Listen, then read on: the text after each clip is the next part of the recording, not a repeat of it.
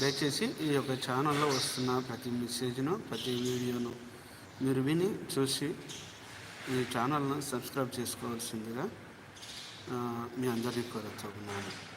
దేవుడు ఇంకా ఈ యొక్క ఛానల్ ద్వారా ఇంకా అద్భుతమైన వర్తమానాలు అందించలాగున మీ అనుదిన ప్రార్థనలో కూడా మీరు జ్ఞాపకం చేసుకోవాలిగా ప్రభు పేరిట మనవి చేసుకుంటూ సెలవు తీసుకుంటున్నాను. Praise lord. Thank you. సాక్ష్యం ఇస్తాడు. రండి, ఈ మాటలు మనం చూసుకుందాం. మొదటి వచనం నుంచి 5వ వచనం వరకు ఉంటుంది. చదువుతారా? తుదకు సహోదరులారా,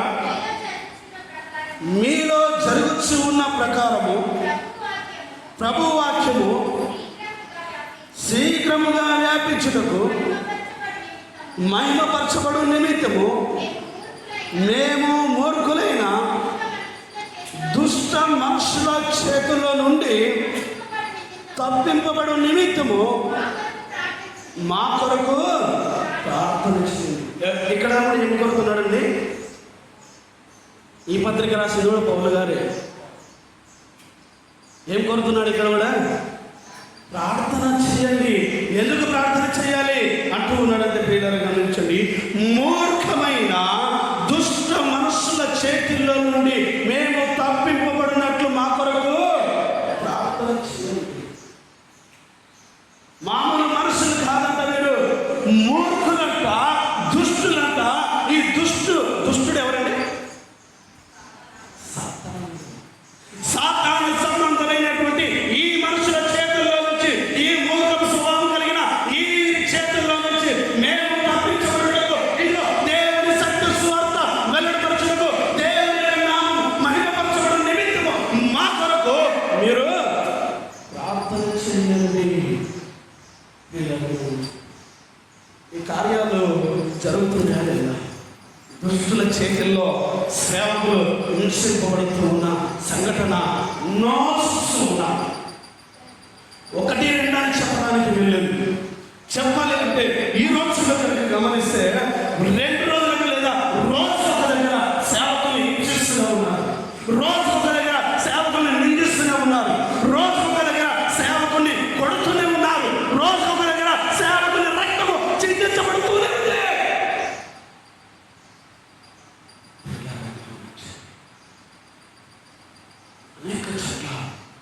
అనేక చోట్ల ఈ దుష్ట మనుషుల సేవకులు చేస్తున్నారు. సువార్త నిమిత్తము హింసించబడే అవకాశం కనుక వస్తుందంటే అది ముందుగా విశ్వాసులు కాదు, విశ్వాసుల కంటే ముందు ఎవరికి వస్తుంది? సేవకులుగా వస్తుందండి. సేవకుడు ముందుగా హింసించబడతాడు, సేవకుడు ముందుగా నిందించబడతాడు, సేవకుడు ముందుగా కొట్టబడతాడు, గాయపరచబడతాడు. అందుకే ఈ దుష్టుల చేతుల్లో నుంచి తప్పించబడు నిమిత్తము ప్రార్థన చేయండి.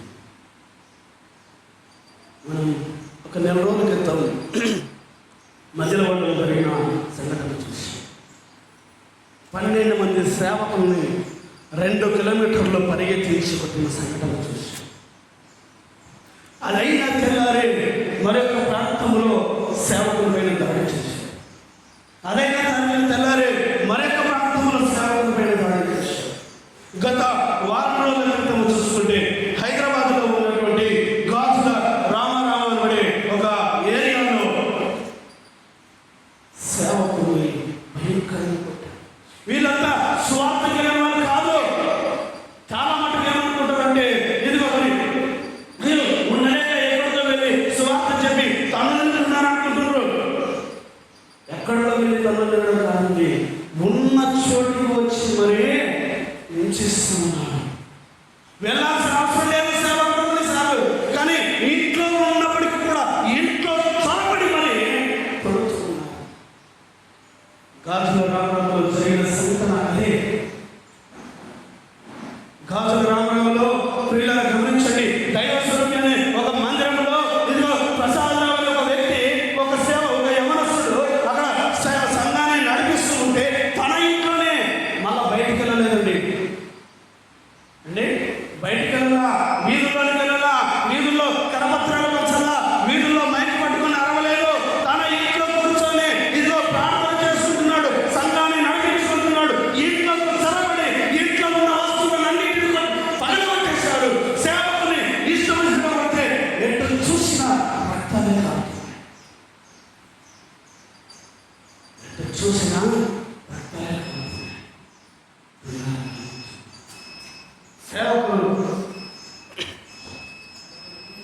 సేవకుడు ఊరుకునే అవకాశం లేదండి. ఇన్ని జరుగుతూ ఉన్నప్పటికీ కూడా, ఇన్ని సంఘటనలు జరుగుతూ ఉన్నప్పటికీ కూడా, ఇంత భయంకరమైన మరి హింస చెలరేగుతూ ఉన్నప్పటికీ కూడా, ఇంతగా మరి నిందిస్తూ ఉన్నప్పటికీ కూడా, ఇంతగా కొట్టబడుతూ ఉన్నప్పటికీ కూడా, ఇంతగా మరి అవమానపరచబడుతూ ఉన్నప్పటికీ కూడా వెనుకంజ వేసే అవకాశము లేదు. దేవుడు సేవకునికి పని ఇచ్చాడండి. ఆ పని తిని వచ్చిన జీతం తీసుకుని తిని ఇంట్లో తొంగమని కాదు పని ఇచ్చింది. వచ్చిన జీతం తీసుకొని ఇంట్లో నోరు మూసుకొని మరి మంచం పడుకొని పొరలని కాదు పని ఇచ్చింది. సేవకునికి ఇచ్చిన పని ఇదిగో అంటూ ఉన్నాడు, మీరు సర్వలోకములకు వెళ్ళి సర్వ సృష్టికి స్వార్థ ప్రకటించండి. ఎవరికి ఇచ్చాడు ఈ బాధ్యత? సంఘానికి ఇచ్చాడా? విశ్వాసాలకు ఇచ్చాడండి? సేవకునికి ఇచ్చాడు. సేవకునికి ఇదిగో తన వెంబడి శిష్యులకు చెప్తూ ఉన్నాడు, మీరు వెళ్ళండి, సర్వలోకములకు వెళ్ళండి, సర్వ సృష్టికి కూడా ఏం చేయాలి? స్వార్థ ప్రకటించాలి. ఇంట్లో కూర్చుంటే అవి దేవుని పని చేసినంత కాదు. ఏమనుకుంటామంటే ఆ సేవకుడు తిని సప్పుడాలు ఇంట్లో తొంగవచ్చు కదా, ఇంట్లో పడుకోవచ్చు కదా అండి. ఊరికి ఉండడానికి ఇవ్వలేదు.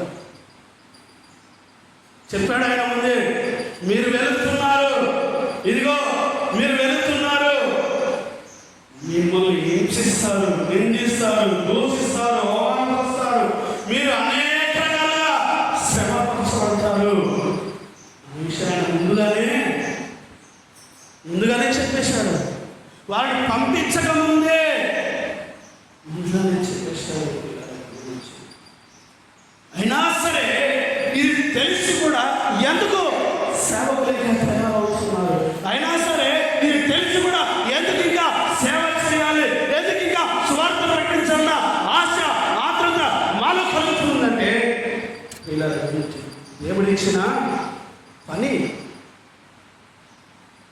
ఇంట్లో తిని వచ్చిన జీతంతో తిని పండుకోమని కాదు ఆ పని ఇచ్చింది.